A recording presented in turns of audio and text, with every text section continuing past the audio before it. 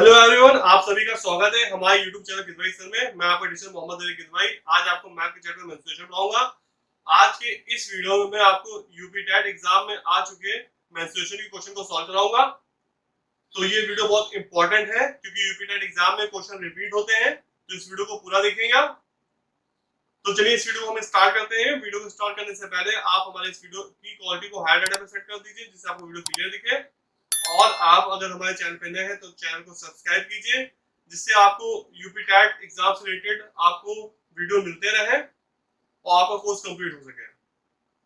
तो चलिए इस वीडियो को स्टार्ट करते हैं। इससे पहला क्वेश्चन ये कह रहा है कि एक वृत्ताकार पार्क बनाने का प्रस्ताव दिया जाता है जिसका क्षेत्रफल 16 मीटर और 12 मीटर व्यास के दो वृत्ताकार पार्कों के क्षेत्र के योग के बराबर है। तो नए पार्क का अर्धव्यास क्या होगा?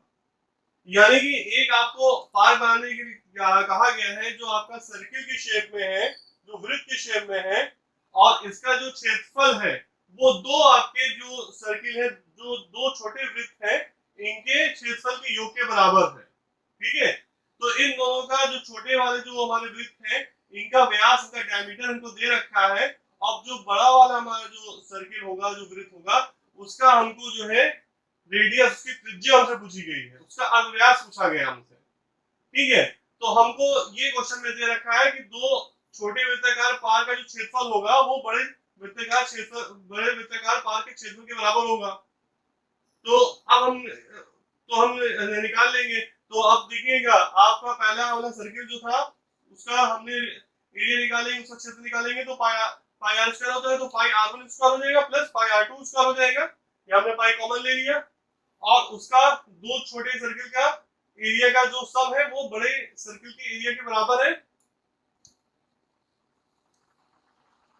तो अब उसका equal to pi R square हो जाएगा यहाँ पे। अब देखिए यहाँ पे पाई पाई कैंसिल हो जाएंगे तो R one square plus R two square equal to हो जाएगा कैपिटल आर स्क्वायर हो जाएगा यहाँ पे।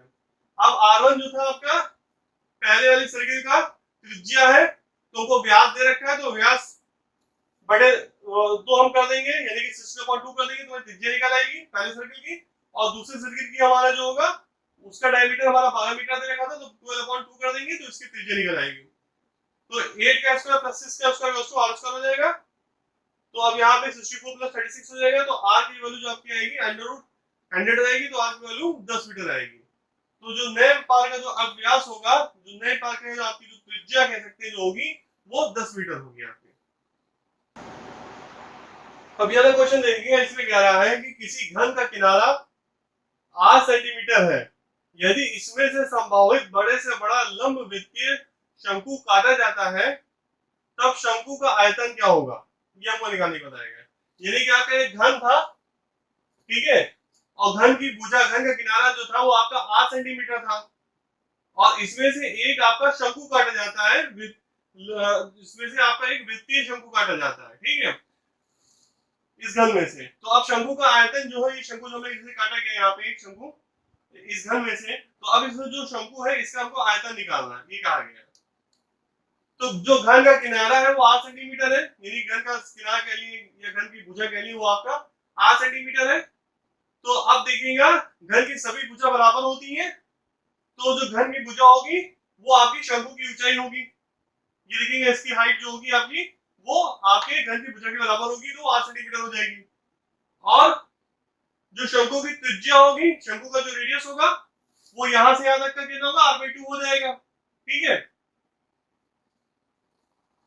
शंकु का जो रेडियस होगा वो r/2 हो जाएगा, क्योंकि प्रत्येक भुजा जो थी उसकी वो 8 ही, तो इसका जब हम इसका पूरा व्यास निकालेंगे यहाँ से यहाँ तक का, तो उसका व्यास जो होगा वो r होगा, और जो उसकी त्रिज्या जो होगी वो r/2 हो जाएगी। तो अब शंकु का आयतन हमको निकालना है, तो इसका फॉर्मूला होता है 1/3 पाई r स्क्वायर होता है। तो आप यहाँ पे रख दीजिए 1/3 पाई r स्क्वायर, r आपकी त्रिज्या है तो त्रिज्या r/2 है, तो r की जगह पे हम r/2 का होल स्क्वायर लिख देंगे। और हाइट जो थी इसकी शंकु की वो आपकी 8 सेंटीमीटर थी, तुमने उसे यहाँ पे r रख दिया यहाँ पे। ठीक है, यहाँ पे हमने h की जगह पे यहाँ पे हमने r लिख दिया।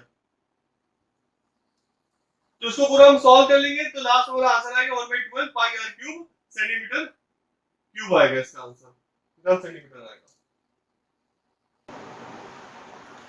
अब ये वाला क्वेश्चन देखेंगे, इसमें क्या रहा है कि एक समांतर चतुर्भुज की दो संलग्न भुजाएं 74 सेंटीमीटर और 40 सेंटीमीटर हैं। यदि यदि इसके विकर्ण में एक विकर्ण 102 सेंटीमीटर हो तो समांतर चतुर्भुज का क्षेत्रफल क्या होगा। आपको एक पैरेललोग्राम दे रखा है, समांतर चतुर्भुज जो दे रखा है उसके दो साइड्स आपको दे रखे हैं, एक 74 सेंटीमीटर है, एक 40 सेंटीमीटर है। उसका विकर्ण आपको दे रखा है कि 102 सेंटीमीटर है। तो हमको समांतर चतुर्भुज का पैरेललोग्राम का हमको एरिया निकालना है, समांतर चतुर्भुज का हमको क्षेत्रफल निकालना है, ये हमसे कहा गया है। तो जो समांतर चतुर्भुज का क्षेत्रफल जो होगा, आप देखेंगे ये जो विकर्ण था पीआर, इसने दो पार्ट में आपको आपके चतुर्भुज को डिवाइड कर दिया है। दो आपके दो ट्रायंगल बन रहे हैं, एक ट्रायंगल आपका बन रहा है पी क्यू आर बन रहा है और दूसरा आपका पी आर एस बन रहा है। दो ट्रायंगल बन रहे हैं, दो दो त्रिभुज बन रहे हैं आपके, ठीक है। तो अब जो आपका समांतर चतुर्भुज का जो आपका क्षेत्रफल होगा वो आपके ये जो ट्रायंगल है पी क्यू आर और एक ट्रायंगल ऊपर वाला है पी आर एस, इन दोनों के एरिया को जोड़ देंगे तो हमारा जो है पैरेललोग्राम चतुर्भुज का एरिया निकल आएगा। तो अब हम सबसे पहले त्रिभुज का त्रिभुज का हम अर्ध परिमाप निकालेंगे, एस निकालेंगे, ठीक है। वो होता है आपका a plus B plus C upon 2 होता है। तो यहाँ पे हमने सारी वैल्यू रख के निकाले, वो 108 आ गया। फिर हम जो है ट्रायंगल पी क्यू आर का क्षेत्रफल निकालेंगे, इसका फॉर्मूला हमने लगा दिया अंडर रूट एस, फिर ब्रैकेट में एस माइनस सी है, फिर एस माइनस बी, फिर एस माइनस सी है। जो ट्रायंगल का एरिया का फॉर्मूला होता है वो हमने यहाँ पे लगा के निकाल लिया। तो हमें जो ट्रायंगल पी क्यू आर था उसका हमको एरिया मालूम पड़ गया, वो हमारा 1224 सेंटीमीटर स्क्वायर आ गया। अब हमको पूरे पूरे हमें पैरेललोग्राम का चतुर्भुज का एरिया निकालना था, वो 2 इंटू हो जाएगा पी क्यू आर, क्योंकि दोनों आपके ट्रायंगल बराबर है, ट्रायंगल पी क्यू आर और पी आर एस बराबर है। तो 2 इंटू हम ट्रायंगल पी क्यू आर का क्षेत्रफल को कर देंगे तो हमारा टोटल पैरेललोग्राम का जो है हमको एरिया मालूम पड़ जाएगा। फिर हम 2 इंटू 224 कर देंगे तो हमारा जो है टोटल एरिया निकल के आ जाएगा पैरेललोग्राम का। अब ये वाला क्वेश्चन देखेंगे, इसमें कह रहा है कि एक ठोस बेलन का संपूर्ण पृष्ठ क्षेत्रफल 462 वर्ग सेंटीमीटर है। यदि इसका वर्ग पृष्ठ क्षेत्रफल संपूर्ण पृष्ठ क्षेत्रफल का 1/3 हो तो बेलन का आयतन क्या होगा, ये हमसे निकालने के लिए कहा गया है।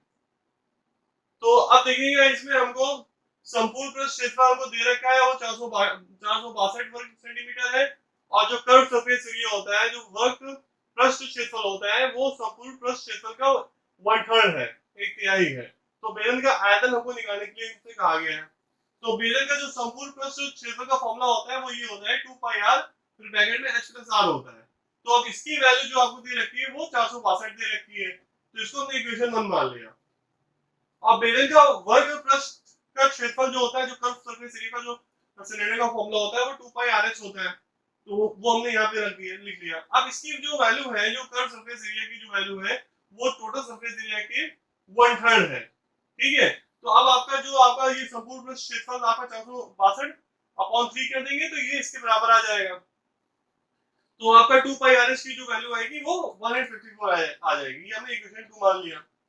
अब देखिएगा पहला वाला इक्वेशन हम सॉल्व कर लीजिए। यहाँ पे तो ये क्या है आपका 2 pi R H plus R equals to 462 है। तो इसको आप मल्टीप्लाई कर दिए 2 पाई आर को ब्रैकेट से, तो यहाँ पे 2 पाई आर एच हो जाएगा और ये 2 प्लस 2 पाई आर स्क्वायर हो जाएगा इक्वल्स टू 462 हो जाएगा।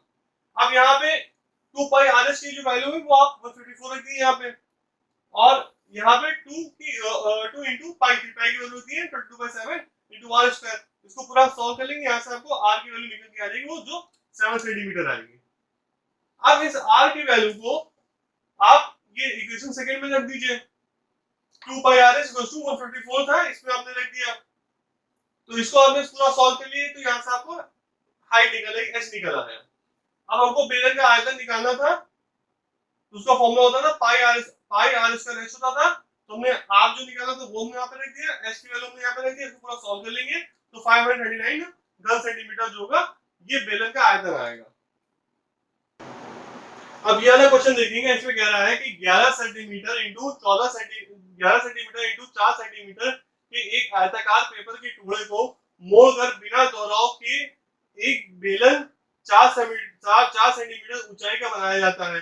बेलन का आयतन क्या होगा, यानी कि आपको एक पेपर था, इस तरह का का एक पेपर था आपका, ठीक है, जिसकी आपकी लंबाई दे रखी थी 11 सेंटीमीटर है और चौड़ाई दे रखी थी 4 सेंटीमीटर है। इसको ऐसा फोल्ड किया गया, फोल्ड करके आपका एक बेलन बना दिया गया, ठीक है। और बेलन की जो आपकी हाइट है वो 4 सेंटीमीटर है। अब हमको बेलन का आयतन निकालना है, तो इसमें ये ट्रिक लगेगी कि जो आयताकार पेपर की जो लंबाई होगी वो वृत्ताकार बेलन की परिधि के बराबर होगी।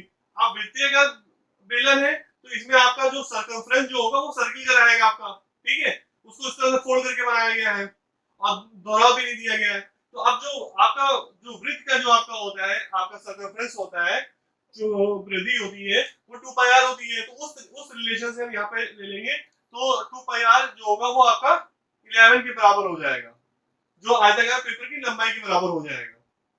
तो यहाँ से हम आर की वैल्यू निकाल लेंगे, जो 7/4 आ जाएगी हमारी।